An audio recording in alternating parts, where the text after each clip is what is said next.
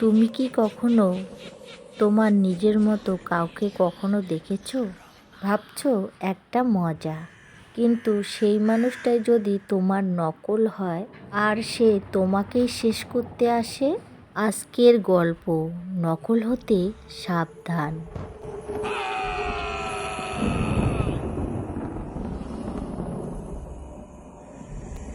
শহরের নামটা ছিল শ্যামাপুর। শান্ত আর নিরিবিলি একটা জায়গা। হঠাৎ করে শুরু হয়ে গেল এক অদ্ভুত খুনের ঘটনা।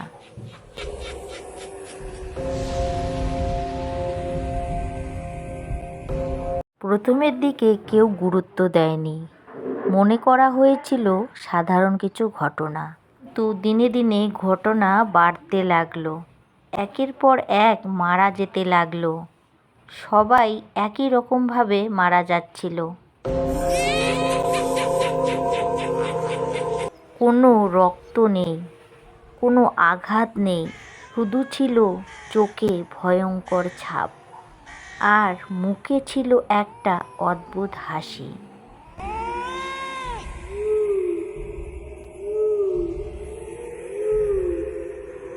পুলিশরা হতবাক এমন মৃত্যু দেখে। ডাক্তাররাও কিছু বুঝতে পারছিল না। এইসব ঘটনাতে শহরে আতঙ্ক ছড়িয়ে পড়ল।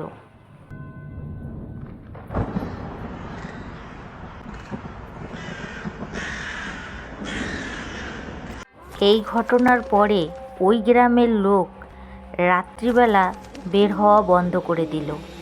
আর ঠিক তখনই রটে গেল একটা কথা।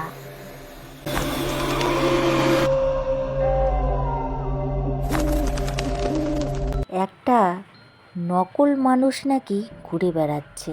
কেউ কেউ এই কথাটাকে বিশ্বাস করলো না, আবার কেউ কেউ ভয়ে কাঁপতে লাগলো।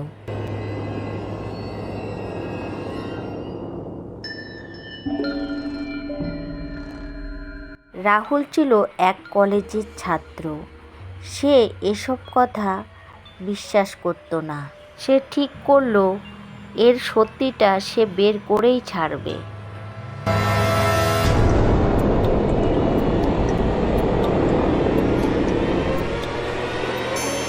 একদিন রাতে সে বের হলো। শহরটা যেন অস্বাভাবিক নীরব হয়ে আছে, বাতাসটাও যেন অদ্ভুত ঠান্ডা। হঠাৎ সে দেখতে পেল সামনে কেউ দাঁড়িয়ে আছে। লোকটি ঠিক তার মতো দেখতে।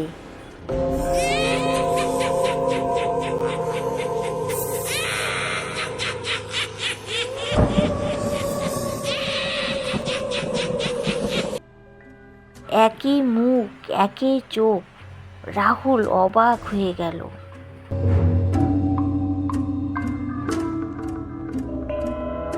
লোকটা রাহুলকে দেখে হাসলো। রাহুল জিজ্ঞাসা করলো, তুমি কে? লোকটা বলল, আমি তোমার নকল। রাহুল এবার ভীষণ ভয় পেয়ে গেল। রাহুল জিজ্ঞাসা করলো, তুমি এখানে কি করো? লোকটি বলল, যাদের আমি কপি করি তাদের আমি শেষ করি।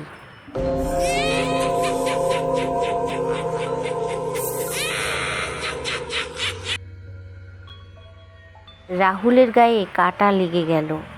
সে বুঝতে পারল যে এই সেই খুনি।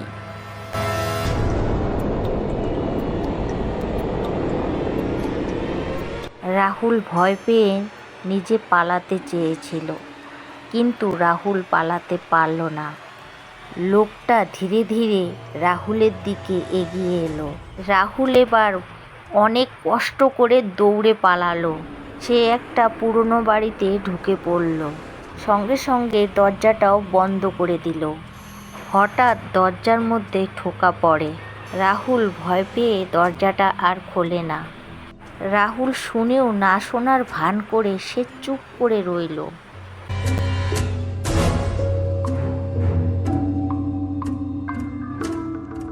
বাইরের থেকে আবার আওয়াজ এলো। এবার রাহুলের নিজের কণ্ঠস্বর, আমি জানি তুই ভিতরে আছিস।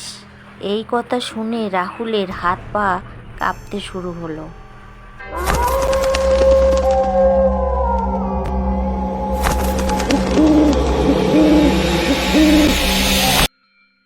রাহুল জানালার দিকে তাকালো।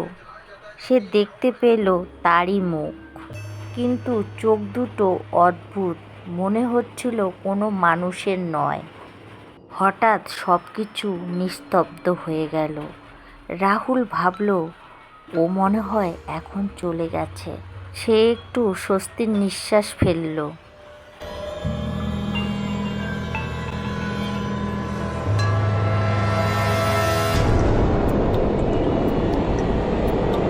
রাহুল এবার দরজাটা ধীরে ধীরে খুলল। সে দরজাটা খুলে দেখতে পেল একটা ভাঙা আয়না। রাহুল ধীরে ধীরে সেই ভাঙা আয়নাটাকে তুলে তার মুখটা সে দেখল। রাহুল আয়নাটা দেখার পরে সে থমকে গেল। সে দেখতে পেল তারও চোখে সেই অদ্ভুত একটা দৃষ্টি। সে কোনো কিছুই বুঝতে পারল না কি হচ্ছে তার সাথে। তার ধীরে ধীরে মুখে হাসি ফুটল, ঠিক আগের মৃতদেহের মতো। সে নিজের উপরে নিয়ন্ত্রণ হারিয়ে ফেলেছিল।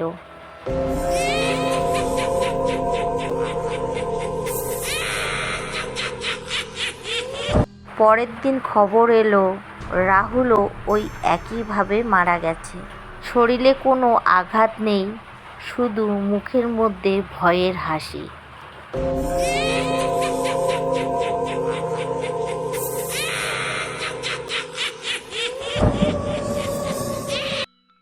পুলিশ আরও বিভ্রান্ত হয়ে গেল। শহরে আরও গুজব ছড়ালো, ওটা মানুষ নয়, ওটা ছায়া। যার নকল করে সে আর কখনো বাঁচে না।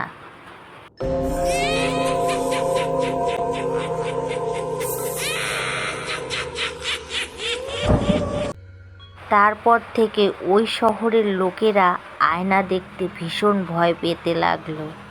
কেউ কখনো নিজের ছায়ার দিকে তাকাতো না, কেউ কখনো রাত্রিবেলা হলে বার হতো না, কেউ একা থাকতো না। কিন্তু খুন কিন্তু বন্ধ হচ্ছিল না।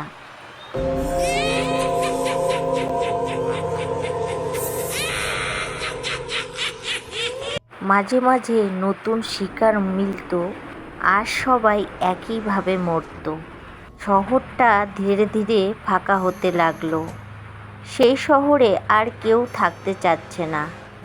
বাড়িগুলো পরিত্যাগ হয়ে পড়ল, শ্যামপুর হয়ে পড়ল একটা ভুতুড়ে শহর।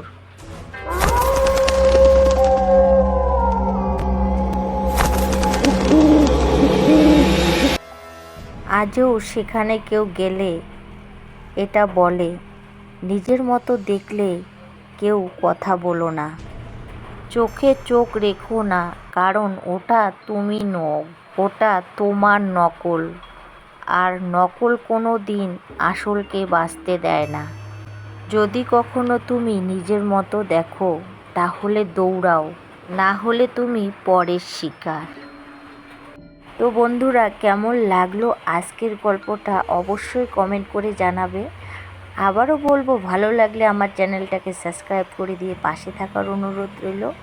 আর যে সকল বন্ধুরা এই কাজটা করে রেখেছো তাদের জানাই অনেক অনেক ধন্যবাদ। আবারও দেখা হবে নেক্সট গল্পতে। ততক্ষণ পর্যন্ত সবার কাছে বিদায় নিচ্ছি।